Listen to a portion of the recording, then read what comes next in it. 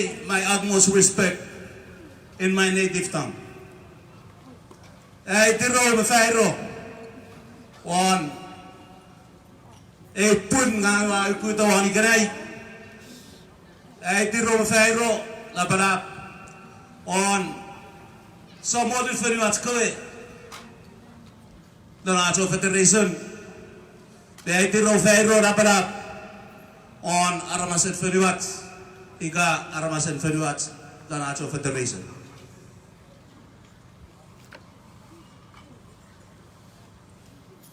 Senator Dembro of the Oregon State Legislature, Mayor and Representative of the Mayor's Office in the Pacific Northwest, Commissioners and Representative of the Commission Offices, or the various Commission Offices in the Pacific Northwest, other officials and dignitaries from various offices and agencies in the Pacific Northwest, citizens and friends, welcome to the first FSM Community Day here in Portland. It is a humble honor and privilege for me to be here today. And I was pleased to have the group before me praising my statement, representing my alma mater, Eastern Oregon University, the Mountaineers. Fellow citizens and friends, I am happy to be here, join you in celebrating the first FSM Community Day in the Pacific Northwest. The effort that put forward this gathering today is an accomplishment for which you deserve full credit. The gathering today is a message in itself, a message of unity, a message of togetherness, and a message of a hard-working community.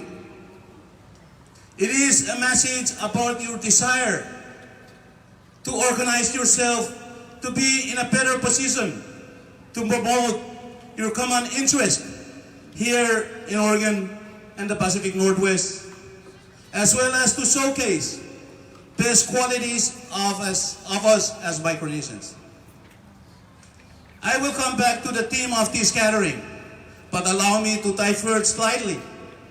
For those of you from Chuk, you might be wondering whether I will say a word or two about the major issues facing Chuks today.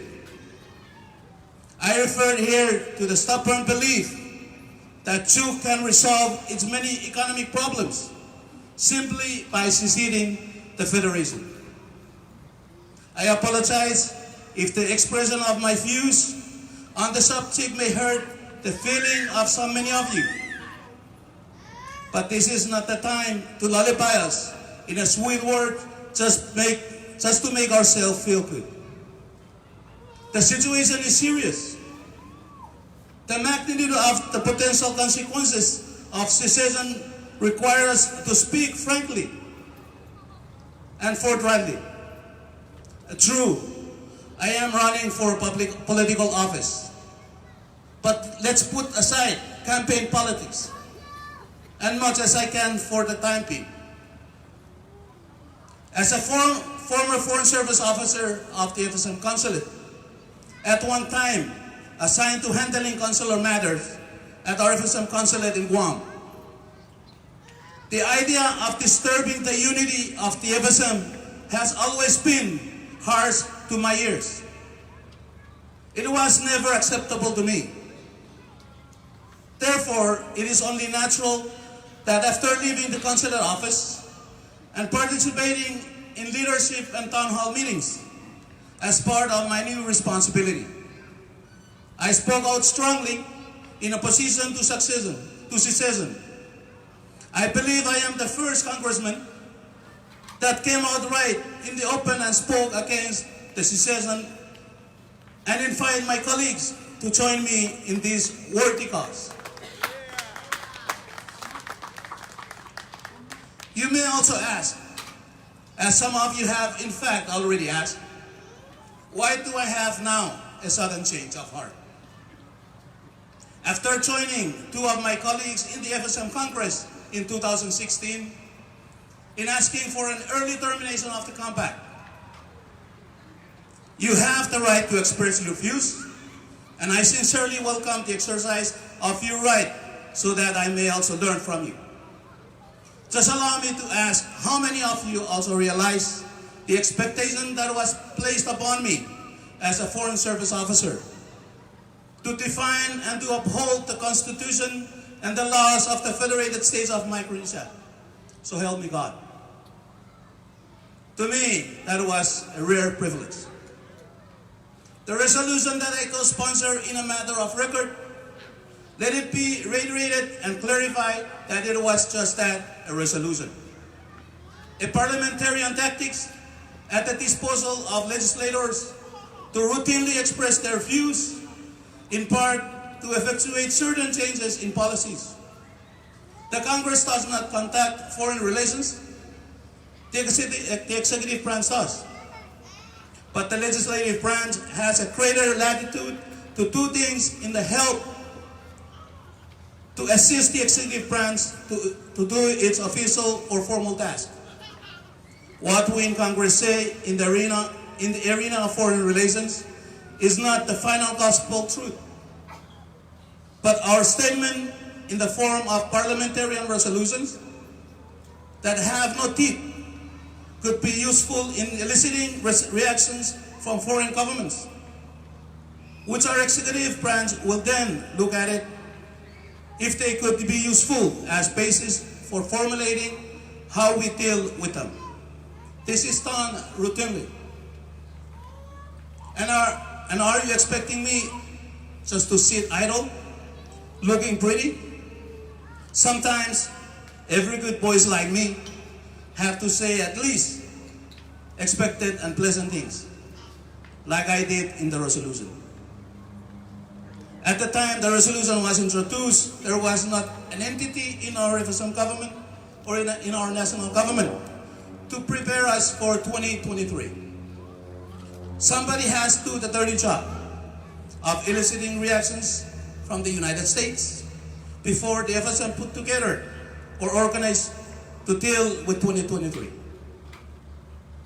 We now have our JCRB. Let's put our shoulders to the crane and draw our support behind JCRB. We can do this not by pulling troop out of the Federation, but by steadfastly maintaining the unity of the FSM. Now, is it wrong or am I violating any laws in my opposition to the secession? Please let me know if I violate any laws. Let me say it again, that I did this a lot earlier. Citizens and friends, let's go back to the more important theme of this gathering, which is the indispensable contributions of our citizens outside of the FSM in the betterment of our relations with the U.S. as our host government. You have taken the right step of organizing yourselves and seeking the recognition of our community by the government of the United States of America. Having served in our consulate, I can say that with maximum confidence that you are the daily face of the FSM to the people and government of the very host country, the United States of America. In the true sense of the word, you are our ambassador of goodwill. That you and how you conduct yourself at work, at home, and in the public remarks, and in the public parks will be a strong basis upon which people of the land of many opportunities treat us. If we respect them and their properties and institutions, they will act accordingly. Let's not think just in terms of our rights and privileges under the compact, but also our responsibilities and obligations to our host communities. Fellow citizens and friends, let me also seize the opportunity to clarify that contrary to what others have said, The compact did not bring us to the Pacific Northwest or other part of the U.S. to be a compact refugees. It is very disturbing to think that the founding fathers of the FSM and architects of the compact will deliberately fashion the treaty to bring the FSM citizens to become compact refugees.